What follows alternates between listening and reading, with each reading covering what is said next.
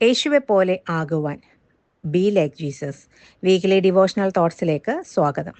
തങ്ങൾ മരിച്ച് സ്വർഗത്തിൽ പോയി എന്ന സാക്ഷ്യങ്ങൾ പലരുടെയും നാം കേട്ടിട്ടുണ്ട്. പോയി കണ്ട കാര്യങ്ങളെക്കുറിച്ച് അവരെല്ലാവരും വിശദീകരിച്ചു പറയും. എന്നാൽ ഒരുവൻ സ്വർഗത്തിലേക്ക് കയറിപ്പോകുന്നത് ആരും ഇതുവരെയും ഒരു നാളും കണ്ടിട്ടില്ല.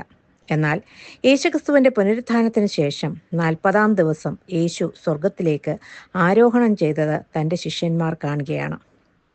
ലൂക്കോസ് സുവിശേഷം 24-ാം അധ്യായത്തിലും അപ്പോസ്തല പ്രവൃത്തികൾ 1-ാം അധ്യായം 9 മുതൽ 11 വരെയും വായിക്കുമ്പോൾ വൈദ്യനായ ലൂക്കോസ് യേശുവിൻ്റെ സ്വർഗാരോഹണത്തെപ്പറ്റി എഴുതിയിരിക്കുന്നു. തൻ്റെ ഭൂമിയിലെ ദൗത്യം പൂർണ്ണമായി ചെയ്തു തീർത്ത ശേഷം യേശു താനായിരിക്കുന്ന സ്വർഗസ്ഥലങ്ങളിലേക്ക് മടങ്ങിപ്പോവുകയാണ്. ഉയർപ്പിന് ശേഷം പല പ്രാവശ്യവും യേശു തൻ്റെ ശിഷ്യന്മാർക്ക് പ്രത്യക്ഷനായി. അവരോടൊപ്പം സമയം ചെലവഴിച്ചു, ഉപദേശിച്ചു, ഉറപ്പിച്ചു. പിന്നീട് പെട്ടെന്ന് മറയുന്നത് അല്ലെങ്കിൽ അപ്രത്യക്ഷമാകുന്നത് ഈ 40 ദിവസവും അവർ കണ്ടിട്ടുണ്ട്. എന്നാൽ 40-ാം ദിവസം സ്ഥിതി വ്യത്യസ്തമായിരുന്നു. അവരുടെ കൺമുൻപിൽ വെച്ച് യേശു മേഘത്തിൽ എടുക്കപ്പെട്ടു. അവരത് കണ്ട് അമ്പരന്ന് പോയി. യേശുവിൻ്റെ ഉയർപ്പിന് ശേഷം മാത്രമേ അവർ യേശുവിനെ കണ്ടിട്ടുണ്ടായിരുന്നുള്ളൂ. എന്നാൽ സ്വർഗാരോഹണം പൂർണ്ണമായും കാണുവാൻ അവർക്ക് കഴിഞ്ഞു. മേഘം ദൈവിക സാന്നിധ്യത്തിൻ്റെയും തേജസ്സിൻ്റെയും പ്രതീകമാണ്. പഴയ നിയമത്തിൽ പലയിടത്തും മേഘം വന്നത് ദൈവ തേജസ്സിൻ്റെ ഭാഗമായിട്ടാണ്. അവർ അമ്പരന്ന് നിൽക്കുകയാണിപ്പോൾ. എന്നാൽ അവർ ആകാശത്തേക്ക് ഉറ്റുനോക്കുമ്പോൾ 2 ദൂതന്മാർ അവരുടെ അടുക്കൽ നിന്നു. അവർക്കൊരു സന്ദേശം ശിഷ്യന്മാരോട് പറയാനുണ്ടായിരുന്നു. യേശുവിൻ്റെ ജനനം മുതൽ ദൂതുവാഹകരായ മാലാഖമാരെ നമുക്ക് കാണാൻ കഴിയും. മറിയയ്ക്കും സക്കറിയാവിനും പ്രത്യക്ഷപ്പെട്ടു അവരോട് സംസാരിച്ച ദൂതന്മാർ, യോസഫിനോട് സ്വപ്നത്തിൽ സംസാരിച്ച ദൂതന്മാർ. യേശുവിൻ്റെ ജനന ദിവസം ആട്ടിടയന്മാർക്ക് ദൂതൻ പ്രത്യക്ഷനായി.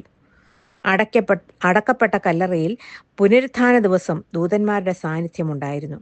ഇവിടെ അവർ പറഞ്ഞത് ഇങ്ങനെയാണ്: ഗലീല പുരുഷന്മാരെ, നിങ്ങൾ ആകാശത്തിലേക്ക് നോക്കി നിൽക്കുന്നത് എന്ത്? നിങ്ങളെ വിട്ട് സ്വർഗാരോഹണം ചെയ്ത ഈ യേശുവിനെ സ്വർഗത്തിലേക്ക് പോകുന്നവനായി നിങ്ങൾ കണ്ടതുപോലെ തന്നെ അവൻ വീണ്ടും വരും എന്ന് പറഞ്ഞു. യേശുവിൻ്റെ സ്വർഗാരോഹണം പലതും നമുക്ക് ഉറപ്പ് നൽകുന്നു. ഇനി താൻ വീണ്ടും വരും എന്നതാണ് ഒരു ക്രിസ്ത്യാനിയെ സംബന്ധിച്ചിട്ടുള്ള ഏറ്റവും വലിയ ആശയും പ്രത്യാശയും. ചില കാര്യങ്ങൾ ഓർപ്പിച്ചു കൊള്ളട്ടെ. ഒലിവുമലയിൽ വെച്ച് യേശു സ്വർഗാരോഹണം ചെയ്തു. ഇനി വീണ്ടും ഒലിവുമലയിൽ തന്നെ യേശു വരും. യേശു തനിയെ കയറി, യേശു തനിയെ തന്നെ മടങ്ങി വരും. യേശു എല്ലാവരും കാണുകയാണ് കയറിപ്പോയത്. അതുപോലെ തന്നെ യേശു എല്ലാവരും കാണുകയെ തന്നെ മടങ്ങിയും വരും. ഒരു മേഘത്തിൽ അവൻ എടുക്കപ്പെട്ടു, ആകാശമേഘങ്ങളിൽ മടങ്ങി വരും. മഹത്വത്തോടെ കയറിപ്പോയി, വലിയ ശക്തിയോടും മഹത്വത്തോടും മടങ്ങി വരും. ഇന്ന് വരെ ഈ ഭൂമിയിൽ ജീവിച്ച് മരിച്ച മനുഷ്യർ ആരും മടങ്ങി വന്നിട്ടില്ല. ആരും മടങ്ങി വരും എന്ന വാഗ്ദത്തം നൽകിയിട്ടുമില്ല. എന്നാൽ യേശു പോയത് നമുക്ക് സ്ഥലമൊരുക്കാനാണ്. ഒരുക്കിയ ശേഷം അവൻ താനായിരിക്കുന്നിടത്ത് നമ്മളെയും ആക്കേണ്ടതിന് മടങ്ങി വരും എന്നുള്ള ഉറപ്പ് തന്നതിന് ശേഷമാണ് പോയത്. യേശുവിൻ്റെ സ്വർഗാരോഹണത്തിൽ നിന്ന് നമുക്ക് എന്തൊക്കെ പഠിക്കാൻ കഴിയും? യേശു സ്വർഗത്തിൽ നിന്ന് വന്നവനാകിയാൽ സ്വർഗത്തിലേക്ക് തന്നെ മടങ്ങിപ്പോയി.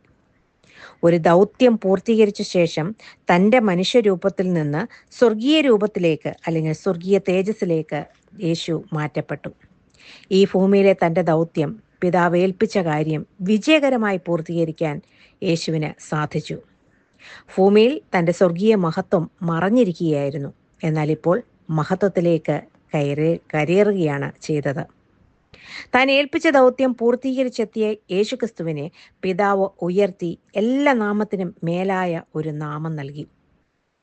തന്നിൽ വിശ്വസിക്കുന്നവർക്ക് വേണ്ടി സ്വർഗത്തിലൊരു സ്ഥലം ഒരുക്കുവാനുള്ള അംഗീകാരം യേശുവിന് ലഭിച്ചു.